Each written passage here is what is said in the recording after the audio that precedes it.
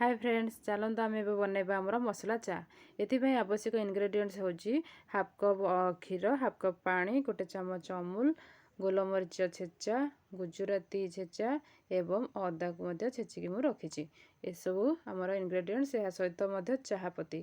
एबे देखंतु गोटे ससपेन नहीं कि मु कौन कली ना गोटे पानी हाफ कप देली पानी को टिके फुटिया छाड़देली यापर कौन करी ना चाहपत्ती को ऐड करदेवी चाहपत्ती टिके फुटी आसीगले एथिरे मु कौन करी ना मोर जो मसला सब प्रस्तुत कर रखी से पकेबी देखंतु एबे अदा को पकेबी अदा छेचा अदाटा आम देह बहुत भल ठंडा काटो अदा छेचा पकेली यापर गोलमरीच गुंडा को जो रखी से गोलमरीच गुंडा को ऐड करी आउ तापरे ये देखंतु गोलमरीच गुंडा मु पकेदेली यापर ताको टिके चामच रे एमती गोले नेबे जेमतिका कि से अदाटा चारिआडे अदा हो कि गोलमरीच गुंडा चारिपट को भल भाव मिसीज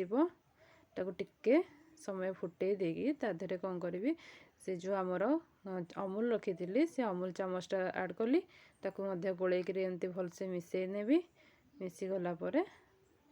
आमर क्षीर को ऐड करदेवी बस क्षीर ऐड है टिके हाई फ्लेम रे आमे ताको फुटिया छाड़ीदबा टिके मझे मझे गोले दौथे कहीं तल लग जबार संभावना अच्छी से भल भाव एमती गोले ने से हाई फ्लेम रे टिके उतुरी आसला एबे ताको सिम करदबा गैस रो फ्लेम को सिम करके 2 मिनिट फुटिया छाड़ीदबा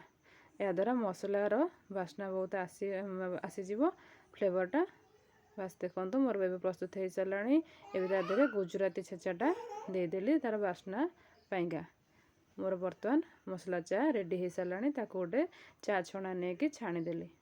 एवं देखो केते सुंदर मोर प्रस्तुत हो मसला चा आपण मैंने डेली करके पी पारे।